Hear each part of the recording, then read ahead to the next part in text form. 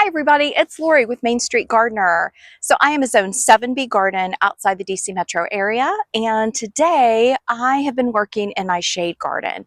So I have this beautiful magical space it's to the right of my little floral studio. And this garden is one that I have just evolved year after year after year. It's a great example of taking your time with a garden space and doing things on a budget and kind of layering them. I started with there was no path. I just started with some garden beds. Then I decided to add a path, and I used some old bricks that I had, and we just used mulch. And then last year I'd saved up and decided I wanted it to be a more formal path through the garden and also to bring some brightness to it.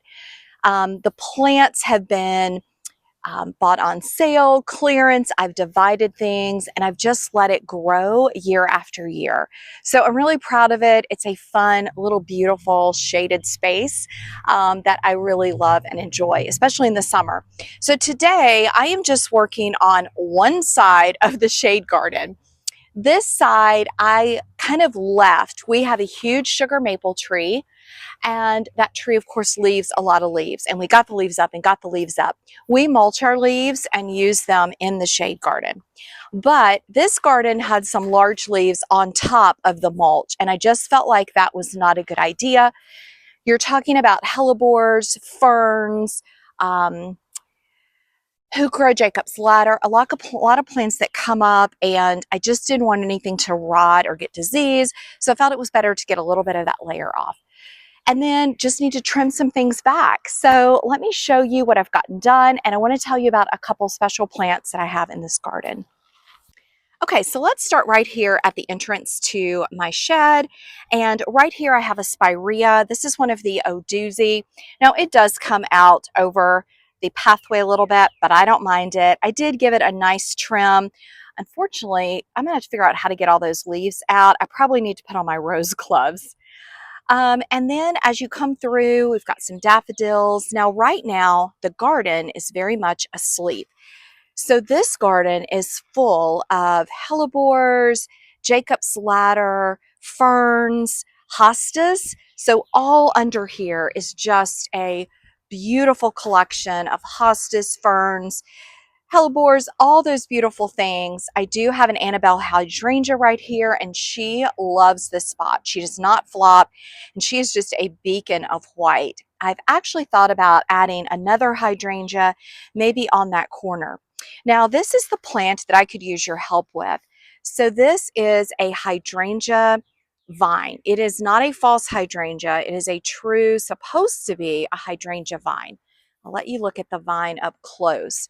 You can see it is covered in buds.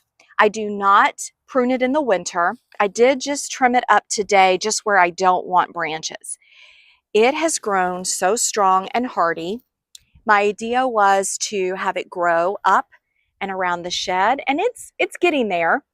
So this is going on 3 years. This will be its 4th season. This was one of the first things I added to this garden, and it's never bloomed. I'm assuming it's because it doesn't get enough sun. Now, this front area gets morning sun, and so I'm hoping maybe I get some blooms this year. I do fertilize it with a hydrangea fertilizer.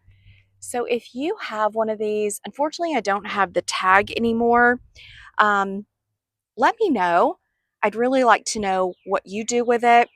I've decided not to move it because I love the greenery. The greenery is just beautiful. Even if it doesn't bloom, I think it would really damage the plant if I moved it, and it does bring a lot of value. But I sure would like to get some blooms this year.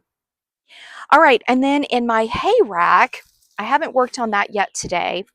I have this curly grass. This is a grass that curls, and it's really dry. I think I'm going to go ahead and just give it a hard whack.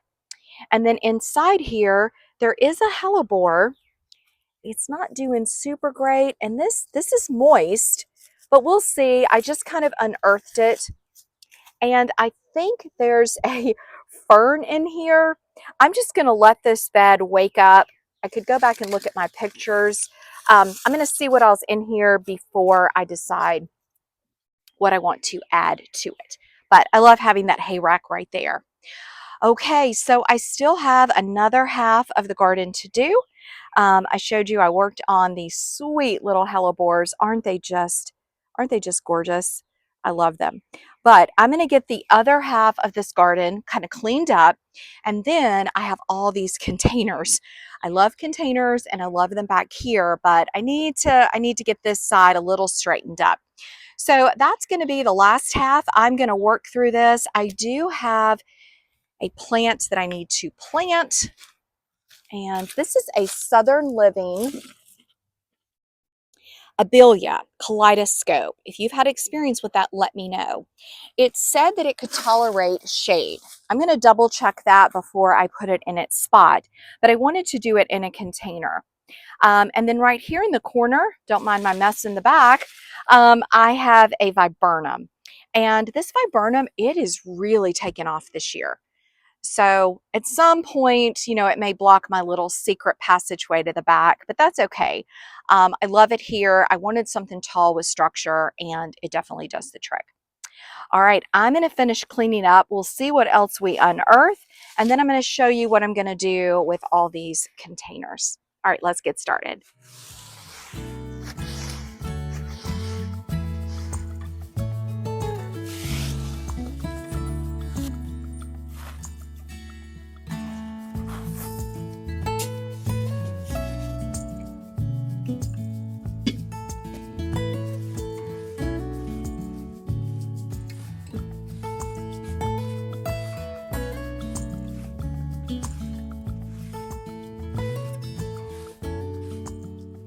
All right, well, I got this area cleaned up. It took a couple hours, some muscle power.